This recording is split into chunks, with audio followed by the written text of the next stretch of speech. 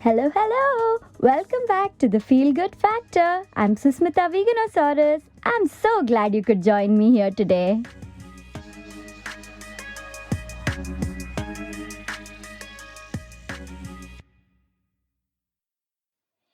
Today I have with me a special guest from the USA. Her name is Khristee Rich. Khristee has been a holistic healer for over 15 years now, and she has just launched a blog for Women's History Month. The blog is all about the holistic side of childbirth, and she has covered women from all over the world. Hi, Khristee. Hi, Susmita. How are you? Good, good. Great to have you here on the podcast. Oh, I'm delighted to be on the show. I love your show. Always brings so much joy. Oh, thank you. When I met you online, I was very intrigued by this whole idea behind your blog and your interest in writing about childbirth from a holistic perspective. So, can you tell us more about your blog? Yes, absolutely. So it's about childbirth around the world. So I have actually interviewed over 60 women, over Mhm. 60 mothers and experts around the world for my book. Oh, you have a book and a blog? Yes, so I'm in the process of writing my first book. It's about childbirth around the world. Mhm. And since, of course, it takes a while to write a book, I decided to launch a blog so that women could start to learn about all these women that I interviewed. And the stories have been fascinating and learn a little bit more about the topic. Oh, that sounds fascinating. Yeah, because I found that even though we've been having babies since the beginning of time, we don't talk about childbirth openly. It's a topic that's not really discussed openly and candidly among women. And Hmm. I'm all about female empowerment. And once I realized that there was a topic that women are still not talking about openly today, I said, okay, well, we need to open up this conversation. We need to talk about it. That makes a lot of sense. When you say 60 women from different countries all around the world, how many countries? Gosh, I don't know exactly. I have to look that up, but I think at least 15 countries. Wow, okay. And you speak to them, you've interviewed them about the different practices surrounding childbirth in each of their cultures? Yes, so I was very interested in the holistic point of view since I'm a holistic healer. Mm-hmm. So, what I wanted to do is fully capture the full woman. So, I wanted to hear her full story. And so, I interviewed them and I got to learn about childbirth in their country, how it's similar, how it's different from childbirth in the United States, and also how it's changed over the years. So, I had the opportunity actually to interview family members for this book, Mm-hmm. and I interviewed my grandmother and my mother. Oh, lovely. Yes, so my grandmother is going to be 99 in May. Wow. Yeah. So she gave birth in the 40s. Mhm. So the story actually, the book actually begins with her giving birth in the 40s, which was 75 years ago. So really my book is about childbirth over the last 75 years all around the world. Okay, so you have spoken to women of various age groups. So, Yeah. of course, we have now established the oldest one is 99. Yes. What about the youngest woman? 16 years old. Oh, wow. So, I mean, she had the baby when she was 16. She's no longer 16 right now. I see. So, just from having a child 75 years ago to women having given birth a few months ago. Okay. And what was the most interesting part in the difference in cultures when it comes to childbirth? Oh, wow, that's a hard question. So, well, I don't really want to compare and say what's most interesting or what's the best place to give birth, but I will say it's so interesting to see how it is so different in other cultures Mm-hmm. and also to see how similarly women feel. So, emotionally, we're all the same. We all go through the same feelings of fear, of grief, of shame, of anxiety. And it's just so interesting that so many women said that it was the first time that they had shared their full story. And it was with me, the first time they'd share the full experience of what they went through. And for some women, it was the first time they shared their story without crying. Mm-hmm. For some of them, it was the first time they had shared their story and could see it from a different perspective. So for me, it's just very interesting to see the full journey of the woman. because through my research, so many times it's been mostly just focusing on the moment of birth. How did you give birth? What happened? Was it natural childbirth? Was it in a hospital? Did you have medication? But for me, it's really about the journey of the woman, from the beginning, when she found out for the first time that she was pregnant. How did she react? How did she feel? How did she feel throughout her pregnancy, physically as well as emotionally? And how did she decide to give birth? Was it the birth she planned? How did things change? And then how did she feel afterwards once she was now a mother? So again, the full journey, just to see that, has been so fascinating for me. Oh, I can just imagine that would have been a beautiful experience listening to each personal story. What is the most similar thing you would say? You said there were many similarities. So, across cultures, across most women, what do you feel would be the most similar experience or emotion or whatever it is that they have shared? Well, what surprised me the most was that I had assumed that all around the world that fear would be the most similar feeling and emotion that most women went through. Hmm. But what I found more so than fear was shame. Shame in giving birth to a child. How other women responded when they shared their story about childbirth.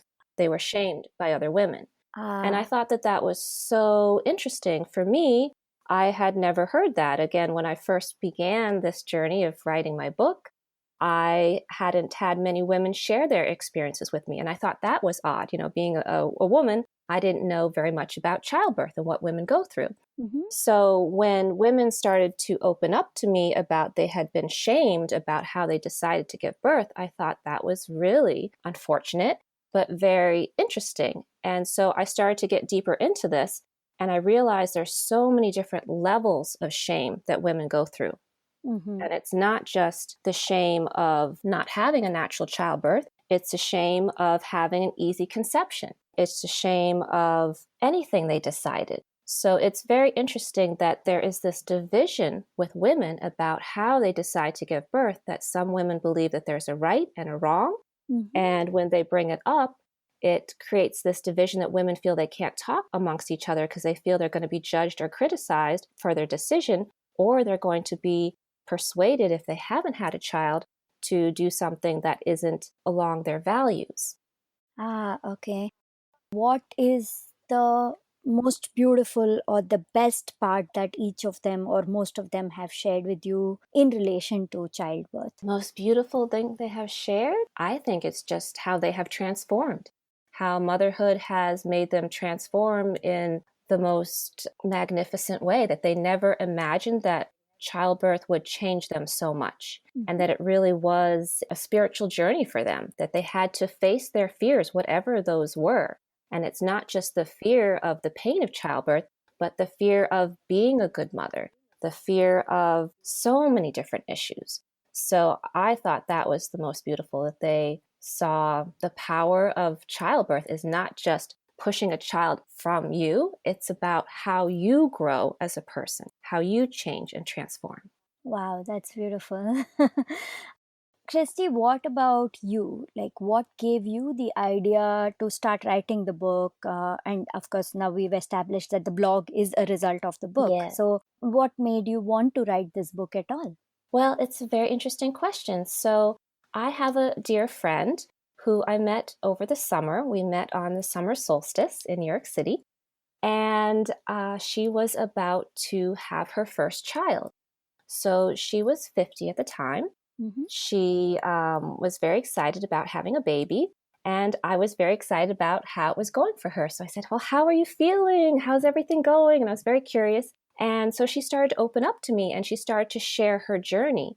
And I thought it was very interesting to hear her story because, again, these weren't topics that women are talking about openly, what happens behind the scenes. When she shared her story, and it was a story that showed that she had to be an empowered woman to make a choice that was going against the norm, I was like, wow, if you were not an empowered woman, you would have just gone along with what you were being told to do and you would have been upset. And that's not right. So then I said, this is something interesting here. Let me do some research. So once I started doing research, I realized that there was so much more that needed to be brought to the light, that women need to know about. Because if we aren't sharing it, we don't know how common our experiences are. That sounds like truly an inspiration, right? Yes. I can just imagine, because somebody at 50 having their first child, it wouldn't have been easy for her. So I'm sure having you nearby asking these questions and just being there to listen, I'm sure that made a huge impact on her life. And I can just imagine that being able to share their stories with you, it's also helped a lot of these women whom Yes. you have interviewed. And what was the feel good factor for you? So yes, we understood why you wanted to do this when you spoke to your friend, and then you were curious and interested. But what made you feel good when you followed this and pursued this? Because I'm sure it wasn't an easy task catching 60 women from across the globe. But then, since you have done it, that means you were dedicated to it, you were passionate about it. Yes. What drove this passion? Like, what made you keep at it? Yes, well, I am a little overly ambitious, shall we say. I had originally said, okay, I'm going to interview 50 women, Mhm. but more and more women kept on approaching me and they had such fascinating stories. I said, okay, just one more. Okay, I'll take you too. So basically, you know what? It's so interesting because most people say that writing a book is a chore. Most people say it takes so much work, it takes so much effort. Just don't do it unless you become successful. Don't do it until later because it's just a lot of work.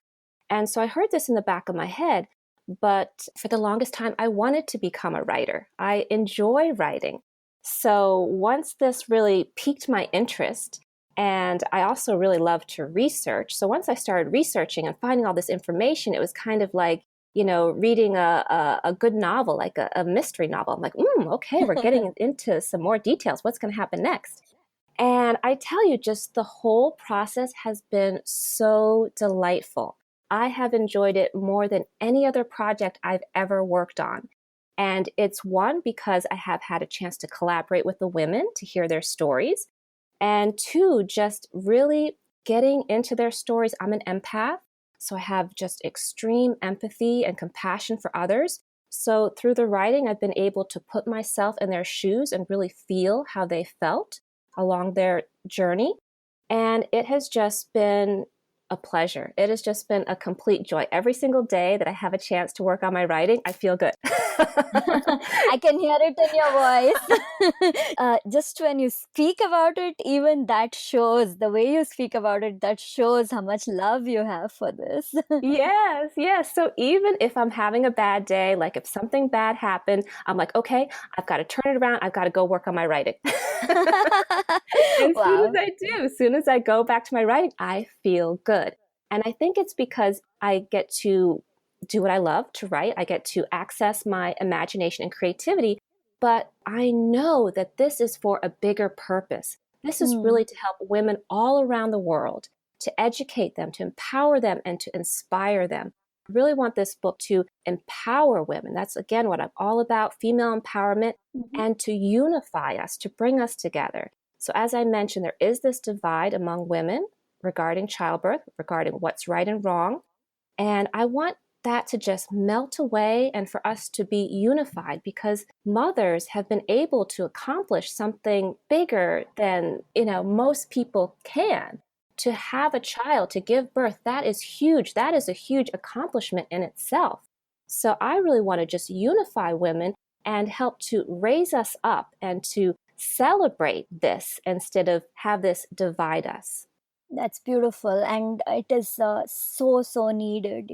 Women coming together, that is the way forward, lifting each other up. That is the way we need to go in the future. And I can see that happening. I can see it all around, how more women are collaborating and more women are helping each other, lifting each other up.